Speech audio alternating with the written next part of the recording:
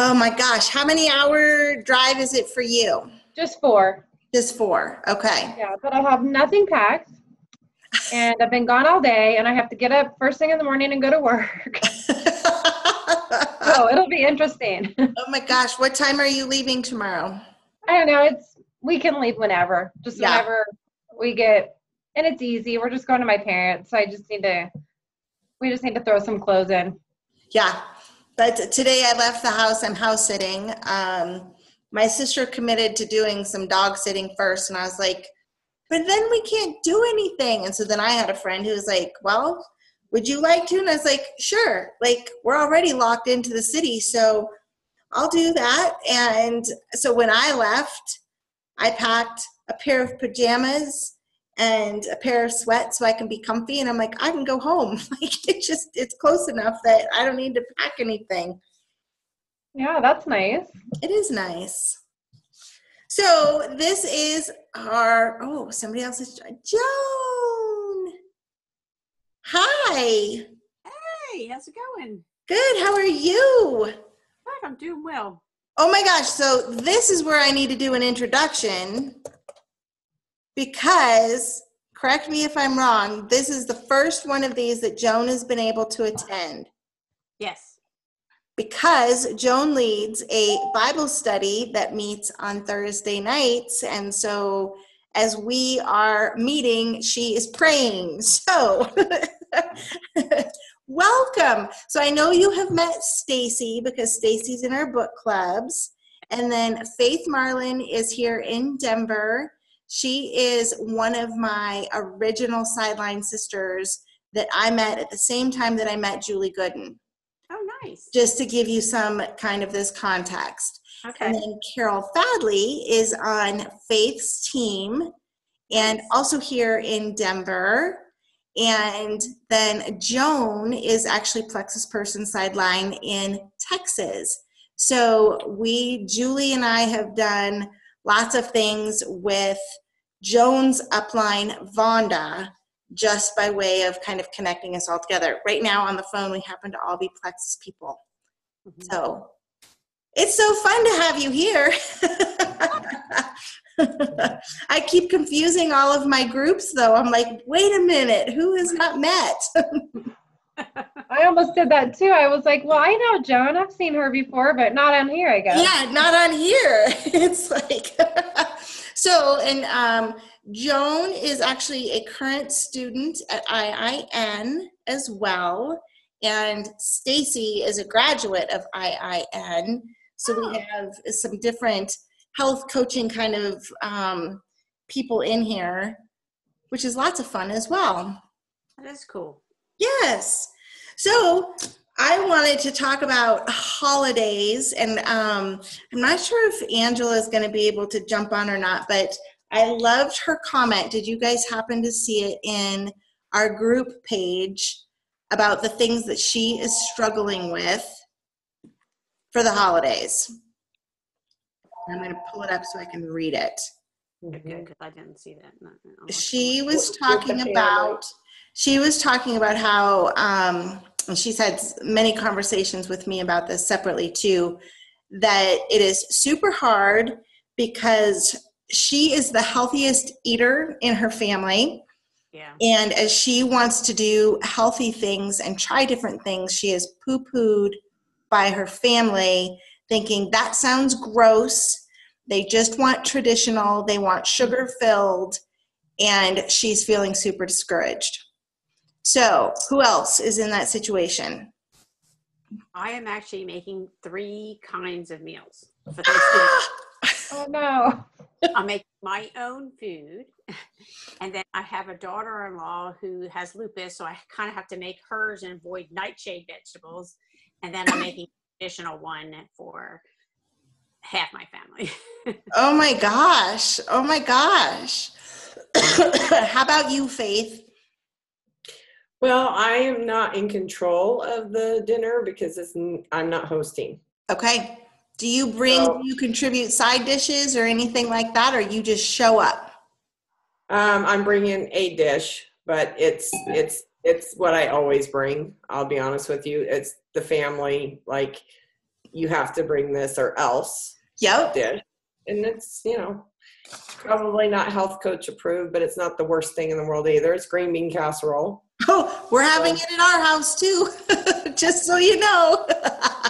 It's got a little pork in there, I will tell you, but That's, yep.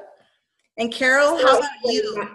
My attitude will be just my control of myself, what I'm doing. I don't try to control all of them. So Yes. I'll just watch myself what gets put in face mouth and pick and choose the healthiest I can there. Yep, that's absolutely right. There's Angela. Hello. Hi, How are you? I'm good. Today was a day. Oh, is that right?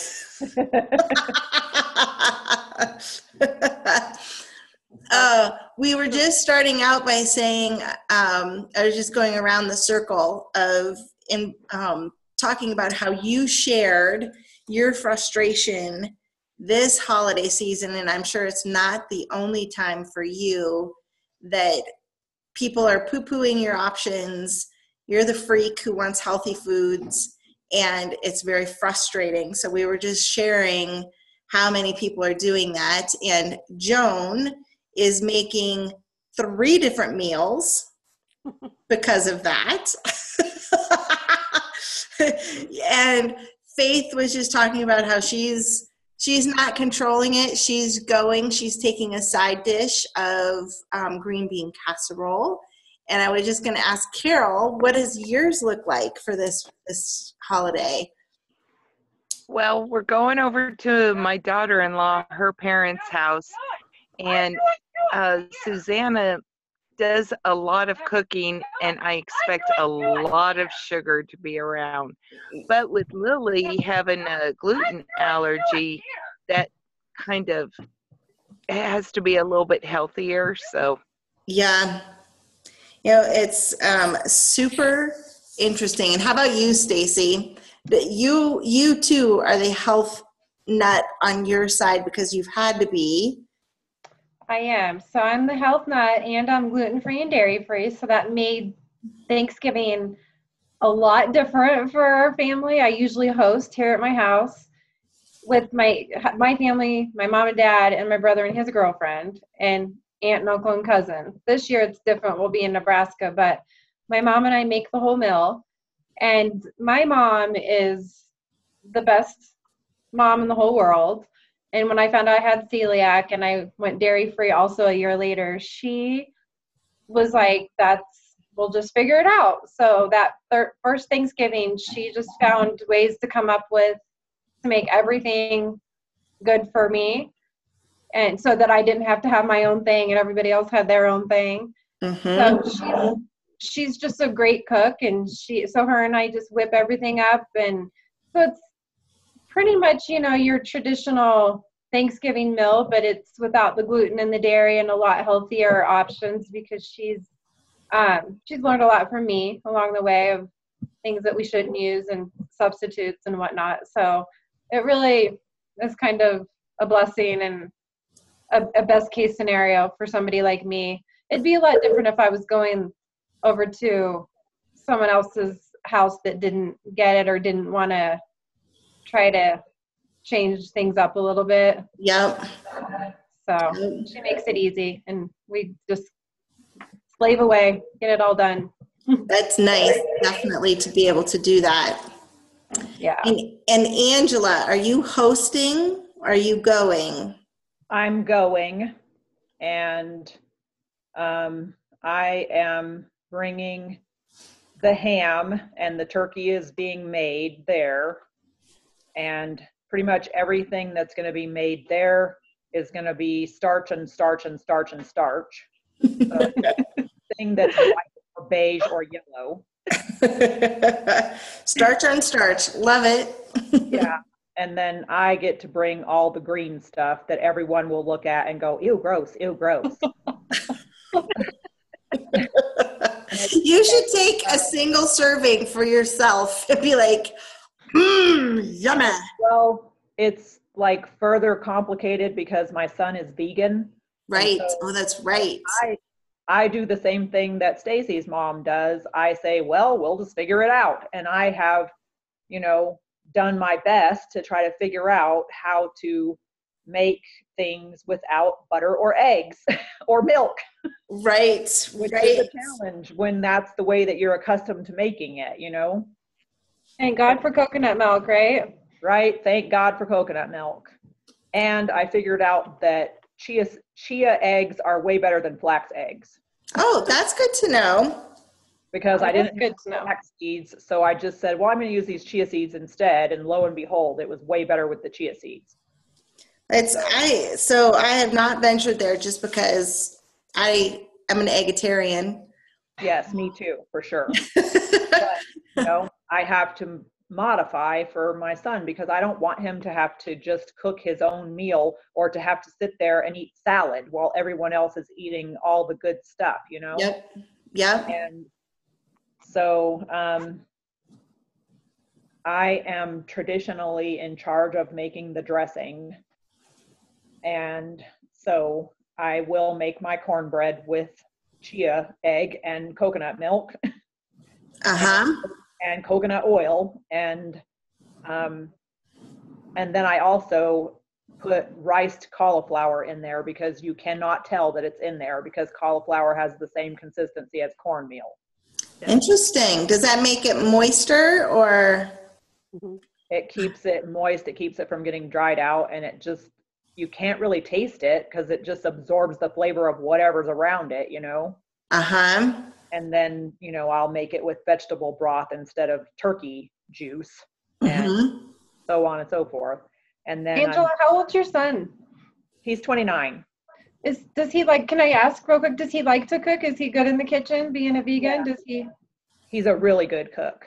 Okay, that's cool.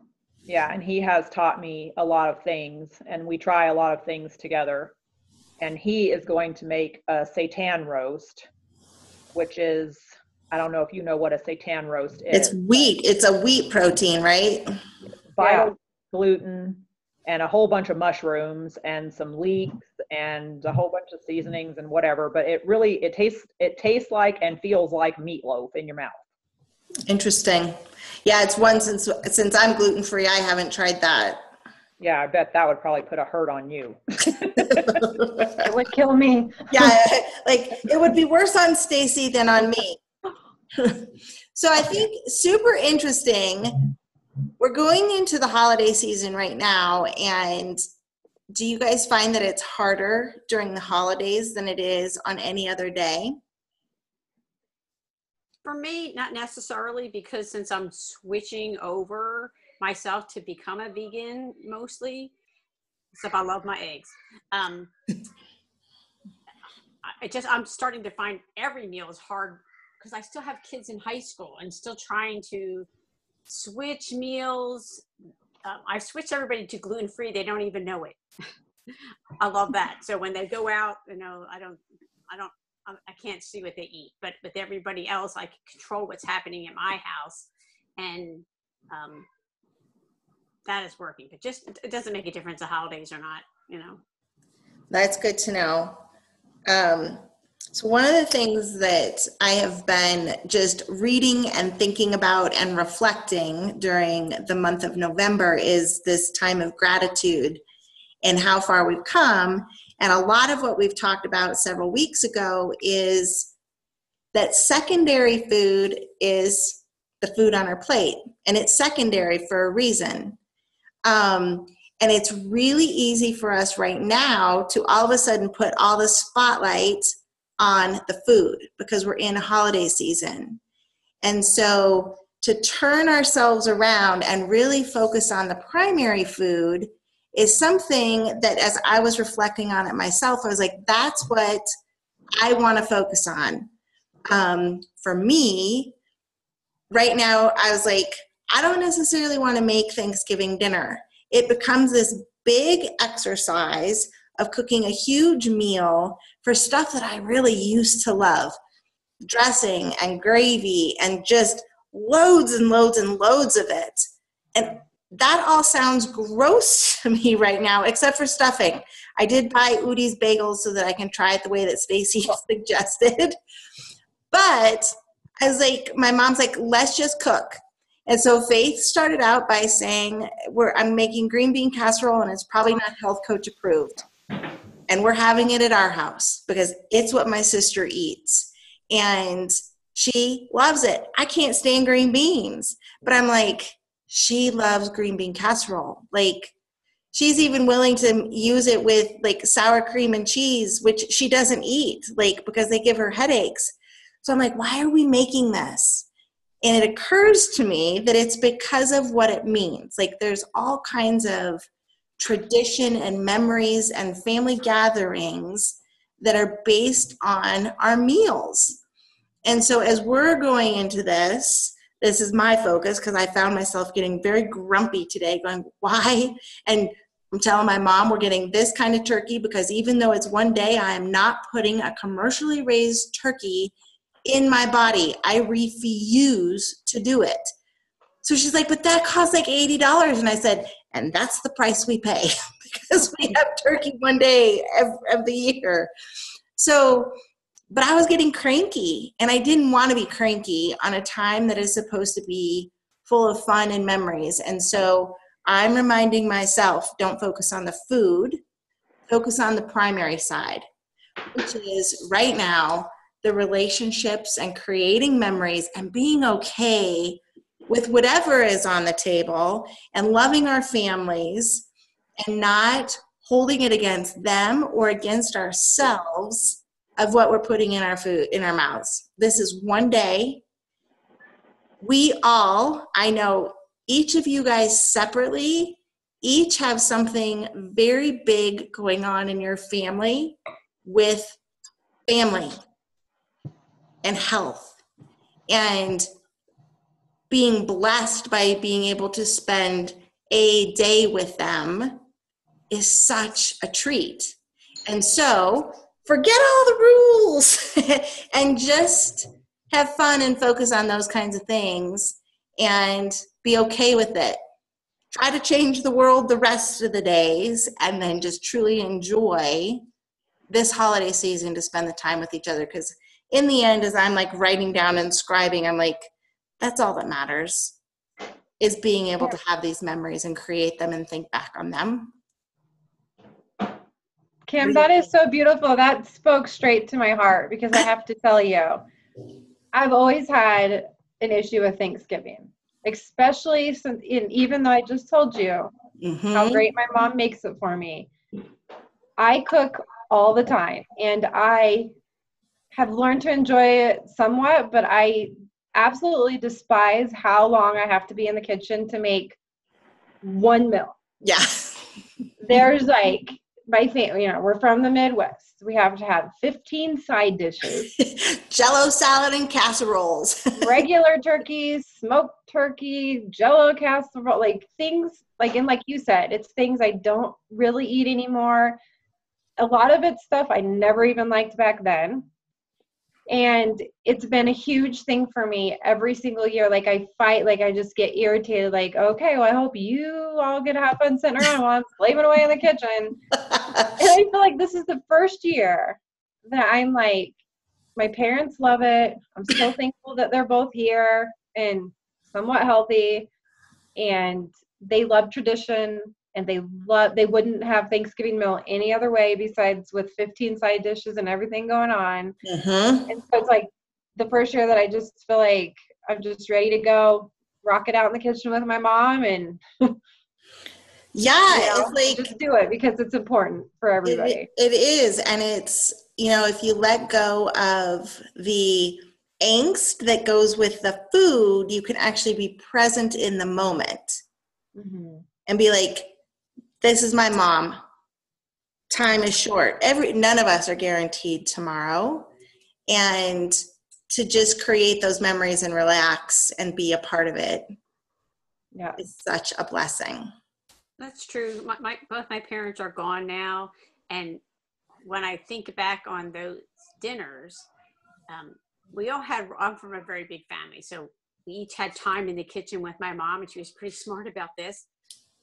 One helped her with the appetizer, one helped her with the dressing, one helped her with the thing. And I I remember waiting my turn. Oh. So I don't even remember what my role was. Because it didn't matter, right? You were spending time with your mom. Right. And then my grandmother was always there too. So those two ladies were in the kitchen, but because there was 8 of us, we couldn't all be in the kitchen at the same time. So I was glad I just never pulled cleaning duty. No joke, for a big family, that's not the run you want to do. Yeah. My mom always set a very proper table, and there was so much silverware, so many dishes, so many wine glasses, so many everything. So it's different now. And having those times together. So for me, we always watch the Thanksgiving Day parade, the Macy's parade. And I cook a big brunch, and we have mimosas and probably eggs Benedict and something else. And then my favorite, and I don't know when this started, is the dog kennel. Like, there's a dog show on right after Macy's parade, and my sister loves dogs. And she is like a kid in a candy store, like a 5-year-old on Christmas morning, giddy watching these dogs. And it brings me such joy to watch her.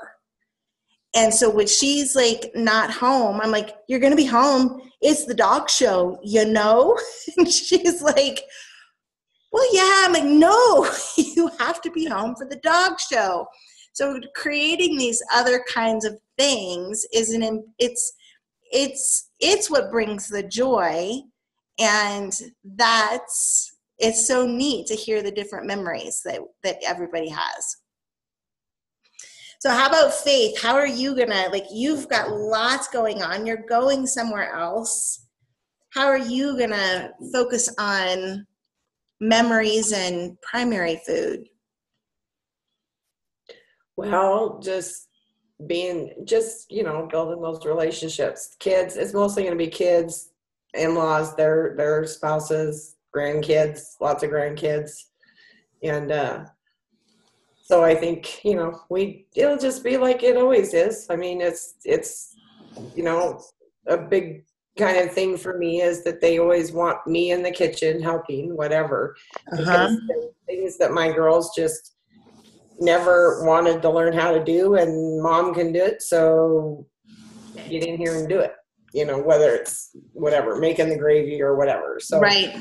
It's just the feeling, just being in the kitchen with everybody and doing your job, whatever they want you to do, and chatting and playing with the kids and just enjoying the moment. I think it's hard for me, the bigger and bigger our family has gotten, because there's family, we can't all get together anymore. It's like, growing up, me, my parents, our siblings, and we were all together. And then as time goes on, if your families are growing and growing, at least our family, there comes a point at which you can't all get together. Like, nobody has a house big enough for that. Right. So at some point, everybody started breaking off and doing their own things. So I guess my thing is like, I would wish to be able to be with everybody and see everybody, but it's not possible. Right. So then you focus on the ones that you are with. And it sounds like a house full of kids and children, and sounds noisy and laughter and probably lots of running and silliness. And is there a kids table? Yes. Yeah. Some of my best memories were at the kids table and getting in trouble. We had our own candle, and we would put our napkins over the candle and have flames go up our nose, and oh my gosh. But those are some amazing memories. I don't know what I ate. It's like, that is awesome. So, how about you, Carol? I, I miss all the family holiday get-togethers because my grandparents are no longer here. My dad's no longer here. My brother's no longer here. So we're doing, new memories because my daughter-in-law, her parents, her stepmom is an only child. Well, Ryan's an only child too. So, we've got these small little groups. So we get together and I thrive on that, because I have such sweet memories growing up of this is what you do. You get together, you visit. Yeah, sometimes you might even argue, but you're having fun. So I really look forward to it. I think that's awesome. And that's, you were telling me that before about being included in your your daughter-in-law's mother's house, right? Yeah. Right. It's, we always used to have, and have you guys had it, Friendsgiving, where you have all of the misfits over who don't have a place to go. And I was just talking about this the other day. When I first started out of college and was working, there were so many people that had moved here from other states. And my mom was like, nobody is going anywhere. Like, nobody is not going to be somewhere for Thanksgiving. And so we would have all these guys that I worked with over, and we would cook the huge Thanksgiving dinner, and football would be on TV, and we don't care about football, so that must be love. But it's like eating, and they so appreciated it, and we laughed, and we, it was just so much fun to create those memories. And I miss that. It's like trying to find a way now to have that Friendsgiving is something to look forward to, and just adopt the other people that are maybe missing out. Because it is, like, as you're all talking about it, it's such a big part of where we've come from. We had something unusual happen this year. We had the last of the generation ahead of us pass away. So now me and my brothers and sisters are the oldest generation, and we're like, oh my God, we're the old aunts. Before we're like, I wasn't prepared for the emotion that came with that. Like, that's interesting. We're the last leg now, before that's so now you can do whatever you want. Are you going to carry some old traditions or create some new ones? Well, this is the first time in a long time. Also, I have 4 children, and I'll have all the children here at the house. So, son-in-law, daughter-in-law, and all 3 of my grandchildren here. So we've never had that before. So that's something new. But wow, that's really cool. And Angela, how long has it been since your son has been home, and is your daughter home too? Are you all going to be together? Yeah, we'll all be together. My son was here last year for Thanksgiving as well, but at this point he has moved in and he is staying with me for a few months. So I'm excited because I get to have him here for all of the holidays this year, not just Thanksgiving. So I'm really excited about that. Yeah, that's nice. Yeah. That is a nice feeling. How long has he been vegan? For several years now. So he started off with vegetarian, and then he just sort of worked his way. But he's been vegan for probably maybe 5 years or more now. Okay, so he's used to it, and it's new for other people. Yeah, and then it's tough because we'll go to my sister's house because her house is way bigger than ours. Our house is not big enough to host everyone. And, she's very rigid, like she's unwilling to modify any of her recipes so that he would be able to eat them. It's like, well, he can just take it or leave it, or he can get over his damn self, and I hate it, and then you sit there and you bring your own food because you know that they're not going to make food that you can eat. You bring your own food, and then everybody just gives you side eye all day because you're the freak over there eating this food that is good for you. I know how that feels. The nerve. Yeah. So it's hard for me because Thanksgiving has always been one of my favorite holidays because my birthday often falls on Thanksgiving.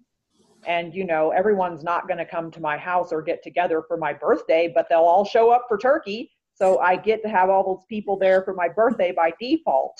Right. So that's kind of cool.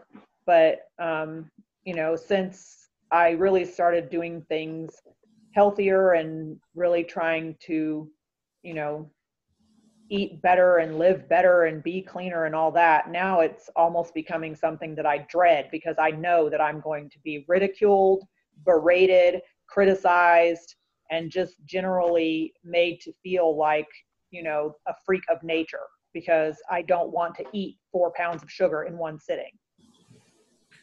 Yeah. Who has some words of wisdom for Angela? I do, just because having celiac, I feel like that way that you just said, like, you know, like my family's great, but there's just situations in life that I have to bring my own food because people don't get it, nor are they willing to, you know, and I mean, while that is frustrating and it is, it's just really kind of inconsiderate, you know, especially when you're talking about your family and people that you surround yourselves with. But you just have to, like, you know, that this is important for you for whatever reason, and that they're probably just budging. Maybe you're probably making more of an impact than you think you are by changing and becoming more healthy. And in the long run, they might see that and like really look up to you for that. But in the meantime, sometimes people have a crappy way of showing that by like, what are you eating over there? Well, that looks disgusting, or, you know, things like that. And people, I really haven't had too many bad things. I've just had more of like the certain people or groups that just aren't willing to even like consider, like, this is what we eat. Sorry, you can't eat here type of thing. I'm like, okay, that's fine. I can bring my own. And for me, it's so much different than just eating healthy. For me, it's an autoimmune disease where I can't help it, you know, so I have to be really safe. But I think it's more like just educating them slightly and gently, and, you know, just like, these are the choices I'm making for myself. And like I said, you're probably making an impact on them somewhere where they wish they could be more like you or be more conscious of what they put in their mouth. So everybody's different with the reasons of why they're not supportive, but it is unfortunate when they can't just be a little more loving and kind and have one option for you. I think you hit on something there too. It's often not about, it's them. They aren't ready. Yeah. They aren't willing to do those things or take those steps. And it comes out feeling like it's very personal.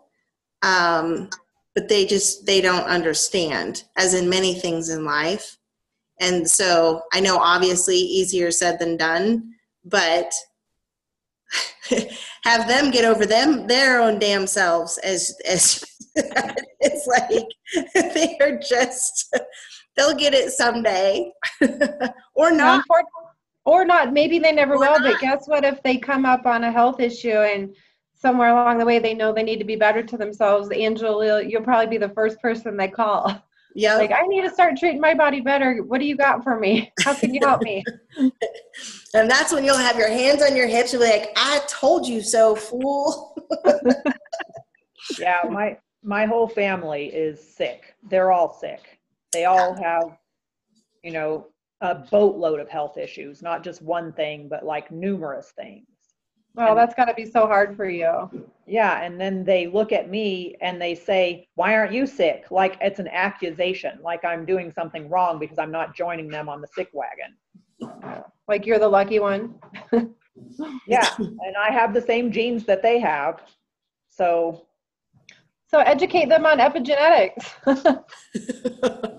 That's always a good conversation. Let me pull out my book. Yeah. How about you, Joan? How have you dealt with those different kinds of things, or have you? Because it's fairly new for you. It is, but this is what I told you. My daughter-in-law has lupus, and she has an RA and other things. And when she was on a really strict no autoimmune diet, I thought that I was being helpful, buying certain things so when she came to my house she could eat. But I was all wrong, and she never corrected me. In some ways I wish that she would have, because I would have learned. I kept buying the same things that I thought she needed. So in one way I'm sorry now that I'm on this path, because I didn't learn enough. And then later she said to me, when it came to food, she's like, I have to think of it in terms of, if I eat what you served, then I know I'm going to get sick. But if I eat what you serve, I'm trying to be polite. So that was kind of weird. But now that I'm gone on this path that she's on a couple of years later, my family's not really helpful. Like even my husband, even though he gets it and he's fine with me eating this way, he's very resistant, and the comments are a little snide and sometimes hard to hear, because he grumbles that I bought organic chicken, or when we're feeding so many people, why would I spend that kind of money when I just buy the cheap stuff so it's not so expensive?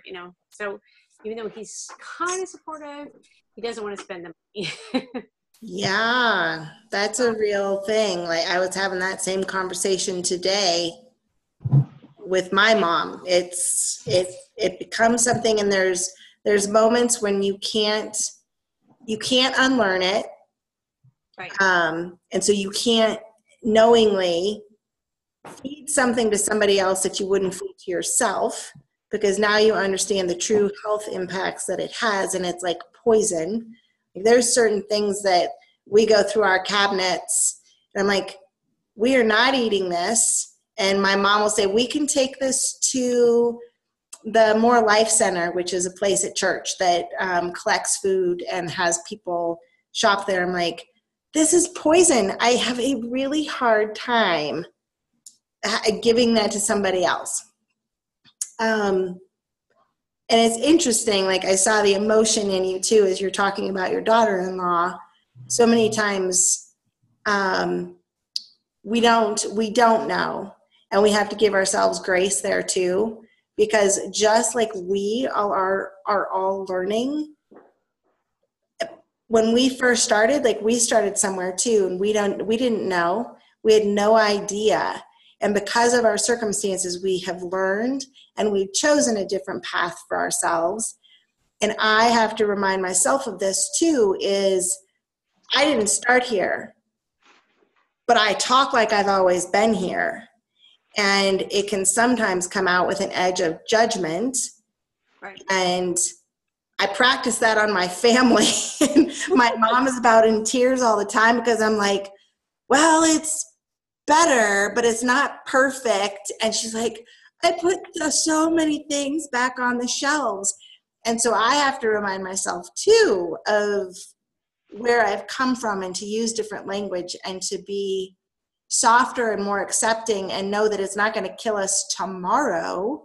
We're making baby steps, and we all have to make these baby steps, and hope that through our grace and our words that we're able to make an impact on other people, for us to hear us. Because in the end, that's what it's about, is us making an impact and being a drop and a ripple effect to the rest of the people around us. But if they can't hear us, no ripple is going to happen, which is always an interesting thing as we're going through this. Who has, let's see, I want to end this on like a really, like, there's a few minutes left, but I want to be, there's so many things, primary food being the biggest one. Last week we talked about self-care. I'm actually going to post something in the group page, which was talking about self-care and how it used to mean that self-care was bubble baths and bonbons and this time to kind of pamper yourself. And I had to giggle, because we did talk about, maybe having a massage or a bubble bath. And we got to the point where we're like, okay, we can't always take a bubble bath. So how about a hot towel massage is what we were talking about. But that self-care, the way that it used to be talked about was very frivolous. And I think could almost be now discounted in how it's talked about, because people think of it as just this fluffy thing, where really self-care is doing what you need to do to make sure that you can continue to pour into other people and that you're doing what you need to do. And it might not be a bubble bath. It may be 5 minutes alone in the bathroom without your kiddos, that you're just like decompressing for a moment. And that can be self-care. Like they all take on these a different kind of look. But also focusing on the primary foods that we have talked about become even more important, because it's what balances life out. Like food itself is secondary for a reason, and creating focus on the things like our jobs and relationships, and looking again at those primary foods and seeing where we want to continue working in the season of gratitude, going into the holidays. Where are we going to focus so that we can pay attention to that and bring that side of the bubble up just a little bit, and forget about the food side and what it brings up this angst. So as we close out, who wants to share some wins that you have had in the past several weeks since we've been talking about this with primary food, even secondary food, things that you've realized about yourself, things that you're working on? Who wants to share something great?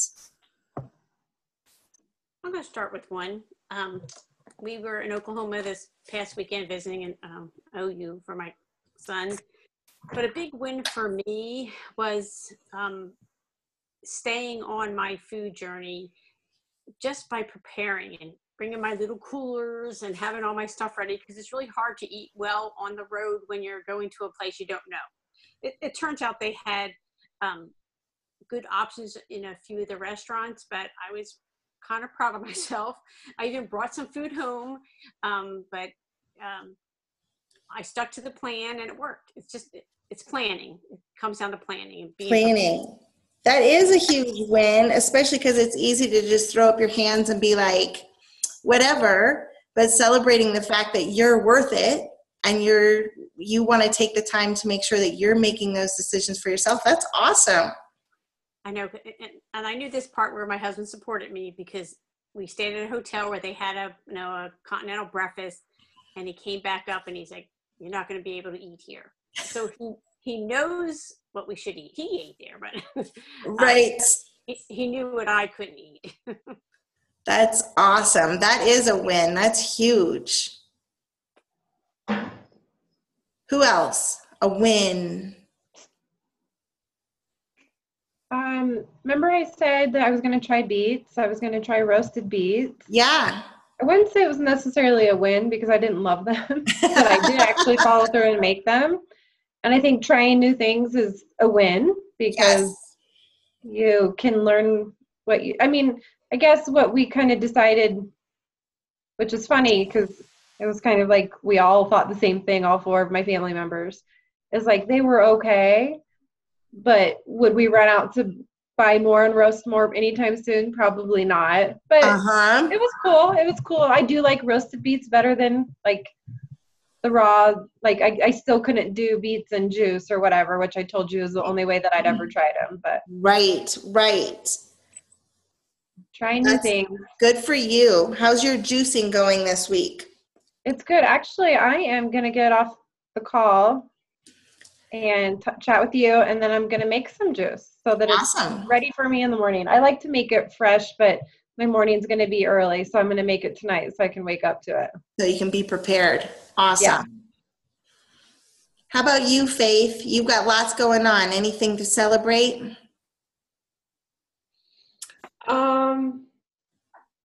I think the thing that came to my mind the most, other than the fact that I'm get regular green leafy vegetables in, that's one big thing I've told you about. And so Angela can can be credited with a big part of that because the whole baggie system has rocked my world with.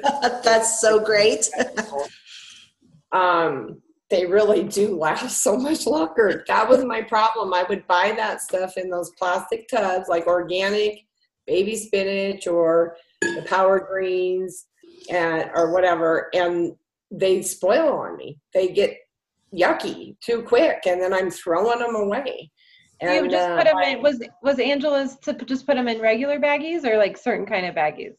Regular baggies. I take them out because the first call I was on, Angela was on the call. She was going through the spinach and picking off the stems and putting it in a big old bowl, and then she was bagging them in, I don't know what size baggies. I put mine in quart size baggies. And they don't get all wet and moist and get ruined. They last better. And so anyway, it's been a great way for me to get greens that is not a part of my lifestyle. Diet Coke is a win for me. I don't know when I had my last Diet Coke, but I mean, I'm either drinking water or I'm drinking LaCroix. LaCroix has become like my thing, and you guys suggested that as an alternative. Mm-hmm. So that, and I think the other big thing for me is, I don't know how to explain this exactly, but just from your coaching, Kim, becoming aware, listening to my body each day and how I feel, and reflecting on what I ate that day, because there's days where I don't feel as good. And there's days that I feel much better. Like I had started having, I was working out at the gym, and Kim probably knows this, but I joined a gym over here, a local small gym, and I kind of went crazy, and I was doing 5 days a week at the gym. Pretty hardcore for me. And working my way up, feeling stronger and stronger. And I went from literally being on a elliptical when I started that I could last 3 minutes on, up to doing like 30 and 40 minutes on the elliptical, and doing hits with all of that stuff too. But then I started having hip problems. Like I was starting to hurt, like where your legs connect to your torso, whatever that is. I haven't been to the doctor. I don't know what it is, but it was bad. So I actually have stopped going to the gym to see if that would get better, and it hasn't really gotten better, but it's been better just the last few weeks. And some days it's worse. I've concluded myself that it's got to be inflammation of something. I don't know if it's some kind of tendon in there, or if it's muscle. I don't know what it is, but so upon the things that we've learned on this coaching call, I've become more aware to listen to my body and go, I had a really good day yesterday, and I wasn't hurting in my hips, and this wasn't hurting, or that wasn't hurting. So what did you eat, Faith? And then there's days where I'm hurting worse, and I'll be like trying to connect it to my food. And I'm beginning to be able to see patterns. That's awesome. When I'm feeling a little bit better, I can recognize that it's because I didn't eat certain things that day. So I think I'm just becoming more aware of how food is affecting how I feel. That's awesome. That's a huge win. Congratulations. How about Carol? Oh, I knew you were going to. Angela's next. You could arm wrestle with Angela to go next. I have not been doing as well as I would like to do. That's okay. Say something you've been doing good. Use the great words, because there's something. I still am grabbing canned for lunch and stuff like that, but I've been buying a lot of organic soup. Yes, it is processed, but it is at least organic. I'm looking at the labels, going, okay, do I recognize all the ingredients in here? If there's stuff in there I don't recognize, I go to the next thing, you know. That's awesome. That's great, Carol. I think that's the biggest thing, right? Like, you don't know until you know. And the fact that you're taking the time to do that is huge. So congratulations, Miss Angela. Can I add one more thing? Yes, Kim? of course. So one other thing that Carol just reminded me of is that I am getting much better at organic, choosing organic when I can. It's not always organic, but if I can, I'll get it organic. And we just made a trip to King Soopers yesterday, me and my husband. And I realized, like, at the end of the little shopping spree, that I had stayed on those parameters. Like, I hadn't been in the center. Well, I lied. I did go in the center to get green beans for my green bean casserole. But pretty much, and I didn't even do it on purpose. Really, I didn't. But I realized when I left that I had been on the outside of the store and not much in the center. So That's awesome. That's huge. Like, that means you're going away from the processed junk, which is so great. Angela, something good. I think that the primary food thing was just like a revelation to me, because I never ever considered that, because I am, or I can be, like, hyper focused on the secondary food. I'm all about that. And I hadn't really considered that the primary food could be so influential. I'm just thinking macros and calories and sodium and protein and all this stuff. But, sometimes when you're doing everything right, something's still not right. And how can you fix that if the food is all right? Like, what is the problem? Mm-hmm. And so the primary food thing was a real revelation to me. And then the other thing that I did was, right at the beginning, I was pretty sure that I was drinking a lot of water, but I went and I bought myself a 2-liter water jug. It is the giantest water jug you've ever seen. And I fill that thing up every morning, and I make sure to drink it down by the end of the day. And I was not drinking as much water as I thought I was, because at first it was hard to drink that thing down by the end of the day. I know, I'm in the same place. I need to do that. We overestimate ourselves. And so sometimes, I look at that jug, because I take it to work with me and it's sitting right there in front of my face. And I look at it at around noontime and I'm like, holy crap, I'm way behind. And then I try to guzzle it down. I kind of just eyeball how far down it's going to be by certain times of the day in order for me to finish it by 5 p.m. And so sometimes I have to bring it home with me and I have to finish it before I go to bed. And then, of course, I have to get up and go to the bathroom numerous times in the middle of the night. But it's in. I drink it on time.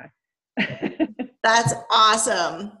So that has been a big, big win for me.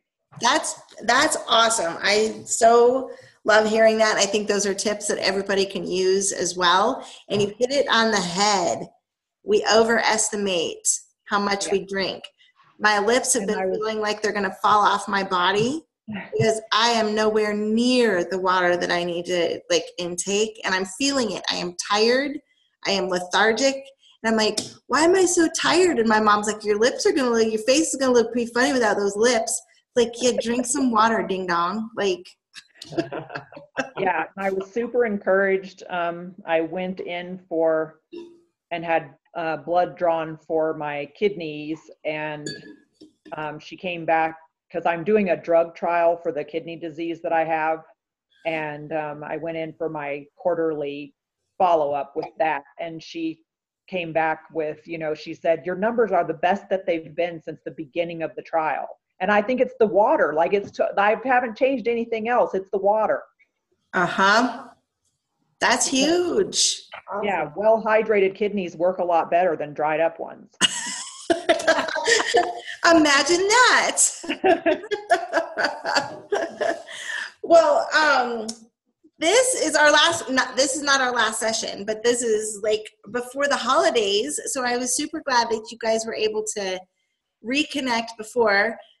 If there's anything seriously at all that you are struggling with when it does come to food, about how to make a healthier option, let me know. Put it out there. We can come up with something. I have a friend who, her daughter was just recently diagnosed with thyroid cancer and had her thyroid removed. And so she's right now going through a low iodine diet so that she can have radiation treatment. And she's like, I don't know what to do. Like, I'm now having to cook from scratch. And so being able to help her with things has been a rewarding thing. She's like, why in the world would you be doing low iodine? It's not healthy. And I said, no, but I do dairy-free, I do gluten-free, I do, all those different things that go into being low iodine. It makes me very thankful that we have each other and different resources and people that we can talk to, and a reminder that people just don't know. And so no matter where we are in our journey, to take comfort in that and be very proud of the steps that you are all taking towards learning and building a foundation and being able to make smarter choices and focus on your families and creating memories, less about the food on your plate, but just really celebrating life and being present and creating that time together. And so that's really what I want to focus on for Thanksgiving. And I hope that I want to hear what all you guys took away as you're going into Thanksgiving next week, when we'll talk. Just what were some of those things that you didn't expect to take joy in during the holiday? Not killing family members, but really embracing them. Those are the goals. And coming away feeling really great. That's my hope for the holiday season. And we'll meet. I owe you guys a couple, so I know that we still have another one. We'll go for a couple more weeks. But thank you all for joining, and I hope you have a very wonderful Thanksgiving and enjoy so much. And we'll be talking in the chat room. I just called it a chat room. I've never called it a chat room, but in our page. Reach out for any help if you need it. Thank you. Thank you all. Happy Thanksgiving. Bye. Good night.